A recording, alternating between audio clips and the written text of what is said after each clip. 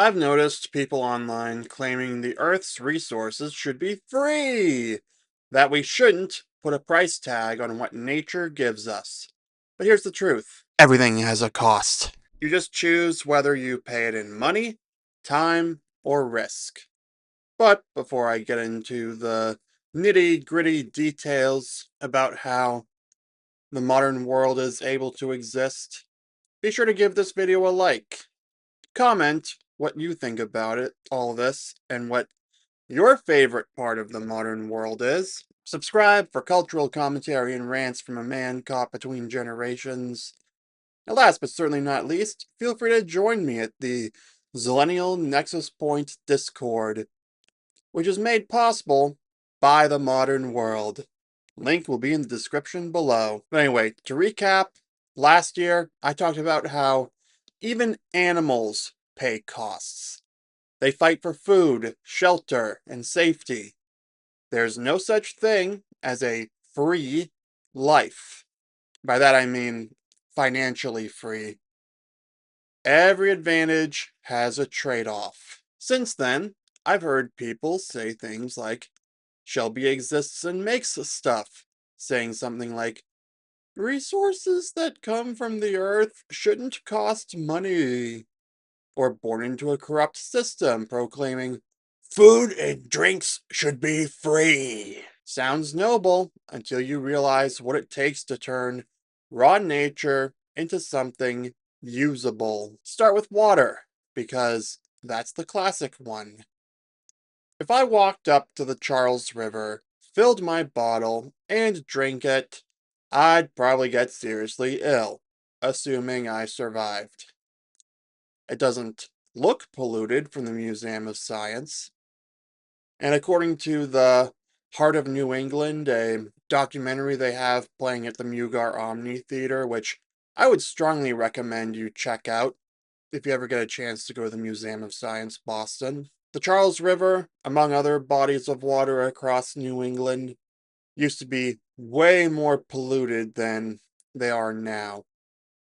Obviously, like I said, you should not just go up and drink water straight from something like the Charles River. My point is, it's better than it was now, but obviously it's not something you should just go up to and drink right out of. Like, you know that 1% of all water on the surface of the earth is actually drinkable? That's food for thought. Also, you're not allowed to swim in it except on specifically designated days because boats constantly move through anyway. Like on my way to Jaws, when I went to see it at the Mugar Omni Theater, the bridge actually went up, and I had to stand and wait for a boat to pass through before I could walk the rest of the way to the museum. So yeah, there's that. Anyway, clean, drinkable water isn't just found, it's engineered. It passes through miles of pipes, filters, treatment plants, and quality testing. Those systems need engineers, operators, and maintenance crews.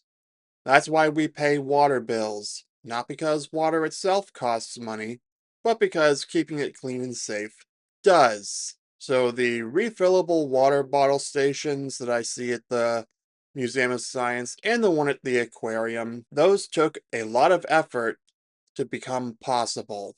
Keep that in mind. Anyway, the same thing goes for food.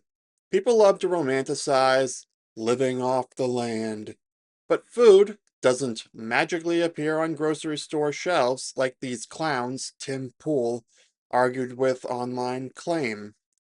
For those of you who don't know, they claimed that food just magically appeared at the grocery store, and Tim had to explain how exactly it gets there. I won't bore you with the details, but TLDR, that apple you grabbed at the supermarket was farmed, harvested, sorted, packaged, and trucked from however far it came from.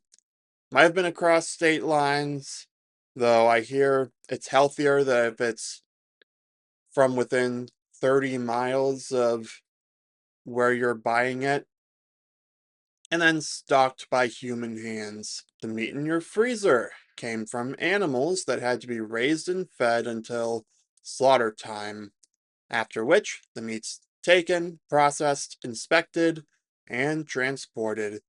Every calorie represents labor from farmers, drivers, grocers, and everyone in between. Even if you grow it all yourself, you'd be paying in time and effort.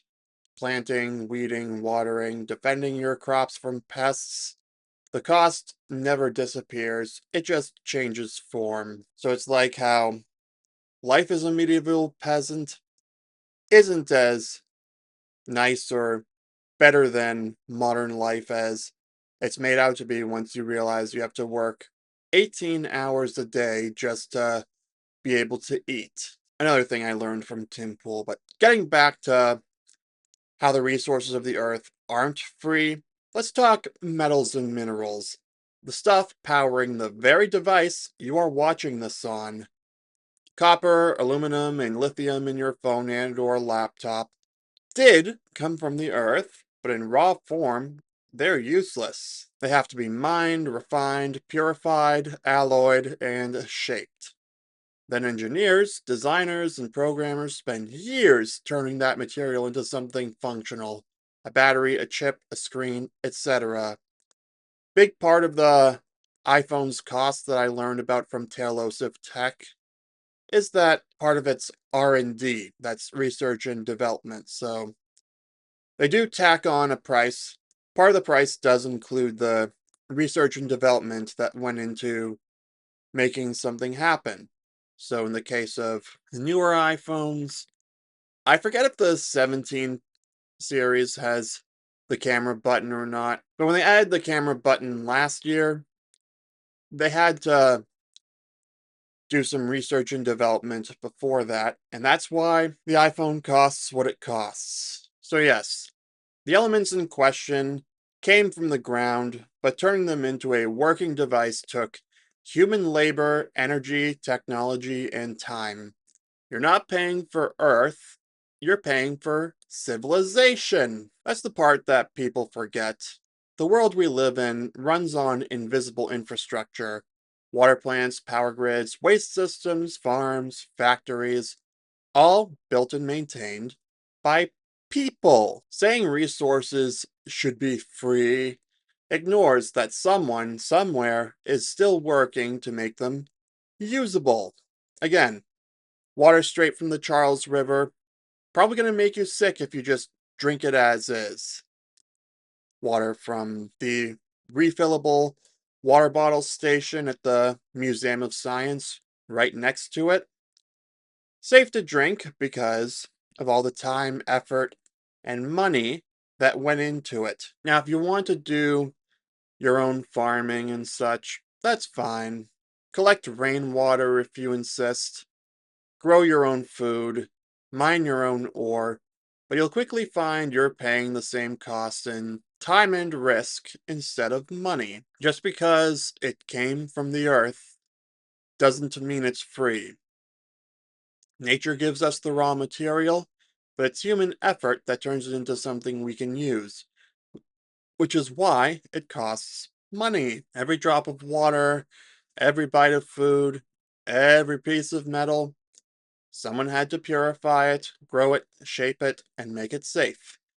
You can't cheat that process. You can only decide which form of payment you're willing to make. Again, last year, I said everything has a cost in that early video of mine. This time, I mean it literally, because pretending the earth owes you anything is how you end up taking more than you give back. I think the best way to put it is the earth provides raw materials, but it takes human knowledge and effort to turn into something usable. So on that note, I'm going to wrap it up here for the video. You let me know in the comments whether you have more of an appreciation for what goes into things we admittedly take for granted in 2025. And again, you let me know what parts of the modern world you like. Be sure to also give this video a like, subscribe for cultural commentary and rants from a man caught between generations. And last but certainly not least, feel free to join me at the Zillennial Nexus Point Discord. Link will be in the description below. Thank you for watching, and I'll see you soon.